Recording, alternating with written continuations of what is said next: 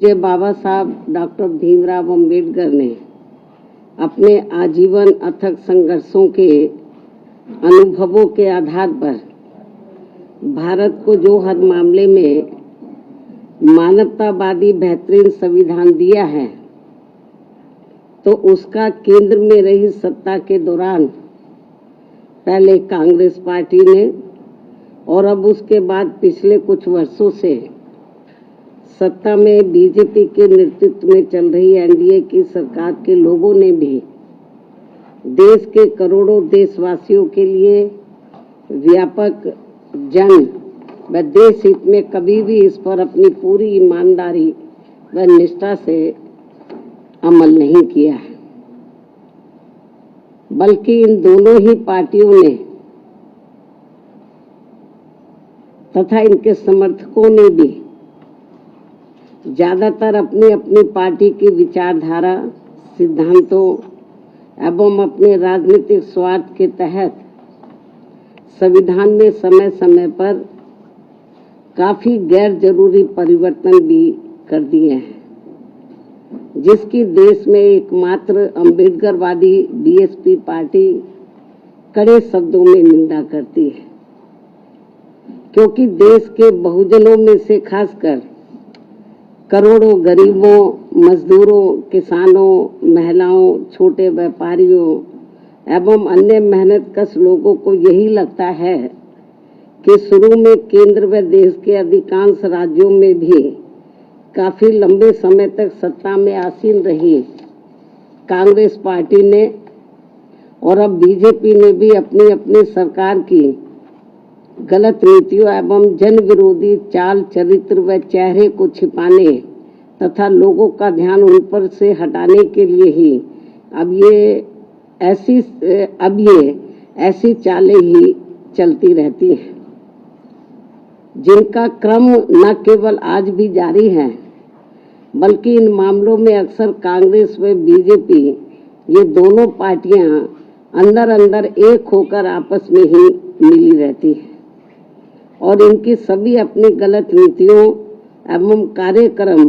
जनता पर जबरन थोपने व संविधान संशोधन आदि मामलों में ये दोनों पार्टियां दिल में कुछ और, जुबान पर कुछ और के दोहरे चरित्र वाली नीति अपनाकर अंदर अंदर एक हो जाती है। और इस संदर्भ में खासकर आरक्षण संबंधी अनेकों मामले देश के दलितों, आदिवासियों व अन्य पिछड़े वर्गों के लोगों के सामने अभी भी ताजा है, जिससे स्पष्ट तौर पर इन वर्गों के साथ साथ जन व देश हित भी प्रभावित होता है और देश की ज्वलंत समस्याएं जनता को दुखी एवं त्रस्त व उनके जीवन को लगातार लाचार और कष्टदायी बनाती रहती हैं, जबकि इन पार्टियों को अपने संकीर्ण विचार एवं राजनीतिक स्वार्थ से ऊपर उठकर आमजन व देश हित में संविधान व उसके मानवतावादी उद्देश्यों के साथ बिल्कुल भी छेड़छाड़ नहीं करना चाहिए, ताकि अपने भारतीय संविधान की पवित्रता हमेशा बरकरार बनी रहे। किंतु इन दोनों पार्टियों व इनकी सहयोगी पार्टियों के भी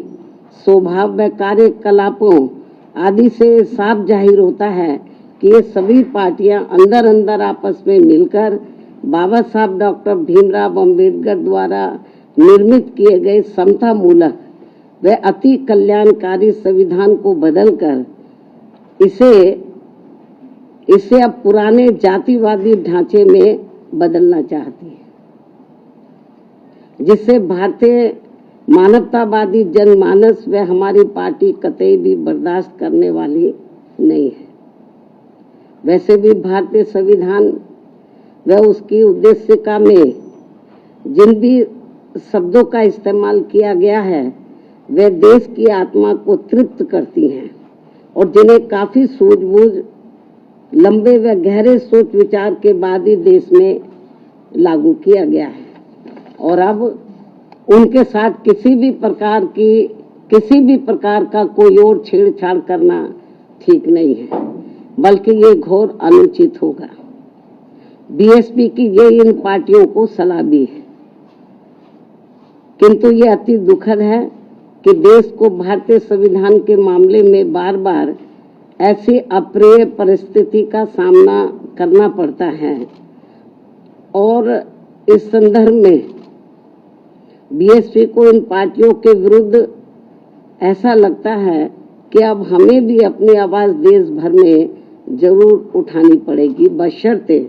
यदि इन्होंने अपने संविधान विरोधी चेहरे को जल्दी नहीं बदला। यदि ऐसे ही इनका सिलसिला चलता रहा तो फिर जो दबे कुचले लोग हैं, इस देश के वीकर सेक्शन के लोग हैं, खास तौर से जिनको भारतीय संविधान के तहत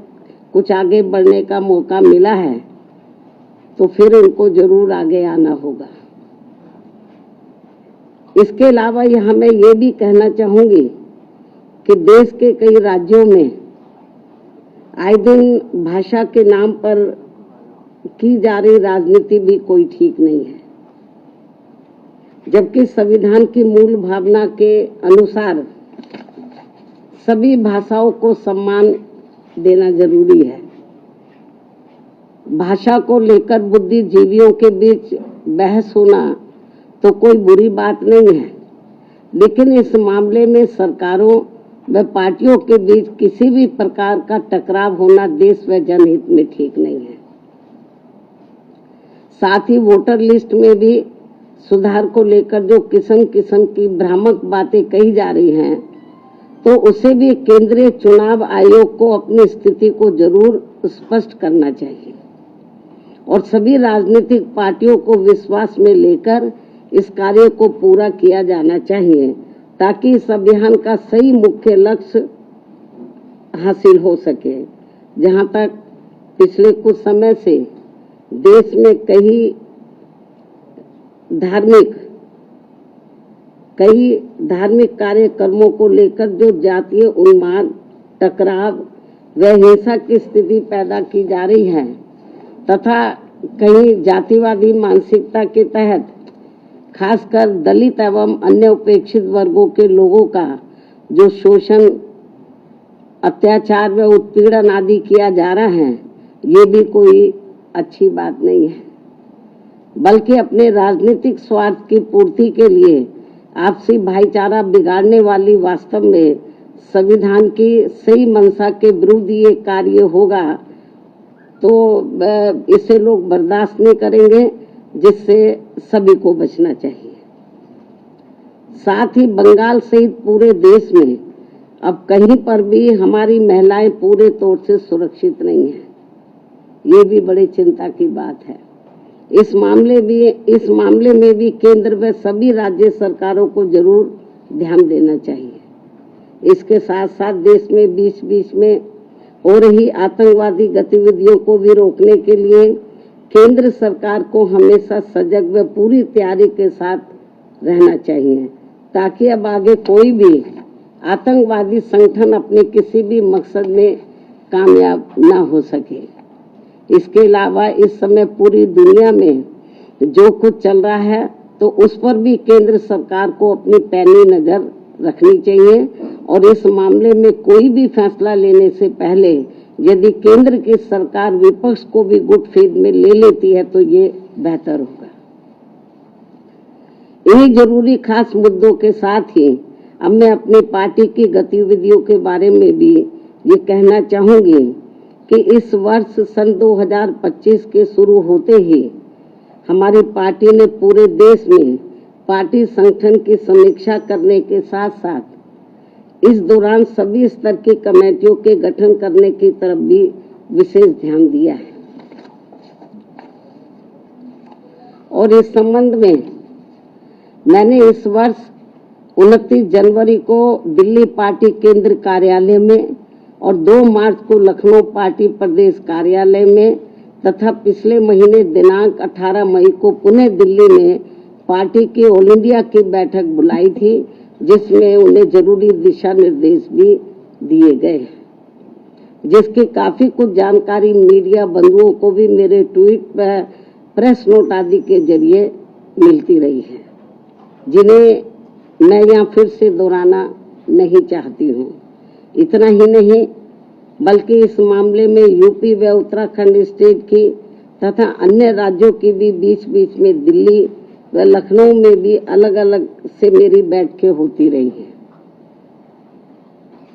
और वैसे भी ये सिलसिला तब तक चलता रहेगा जब तक पूरे देश में पार्टी का हर स्तर का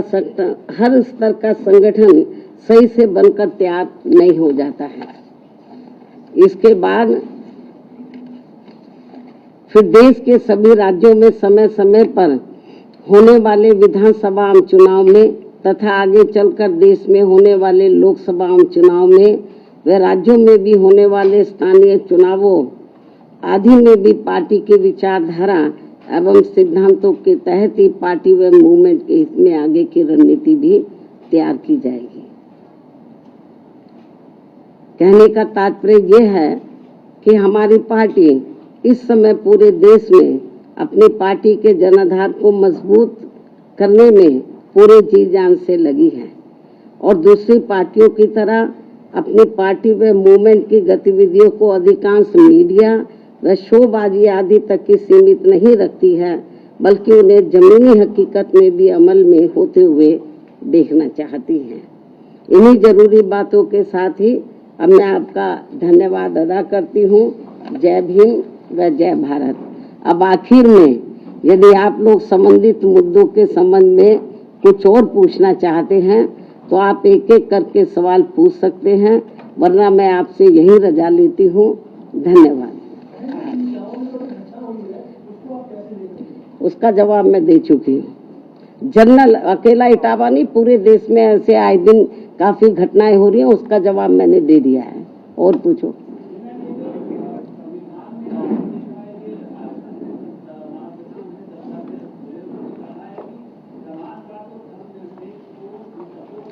इस संबंध में मैंने ये कहा है कि भारतीय संविधान की जो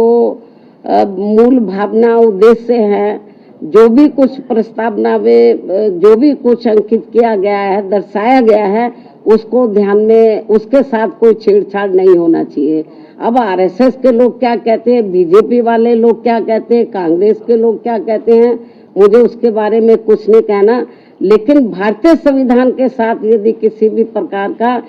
किसी छेड़छाड़ किया जाएगा भारतीय संविधान के उद्देश्यों के साथ, तो हमारी पार्टी चुप नहीं बैठेगी। हमारी पार्टी इसके विरोध में मैदान में जरूर सड़कों पर उतरेगी। अभी हम सब इनके ऊपर पैनी नजर रखे हुए हैं। ठीक है फिर।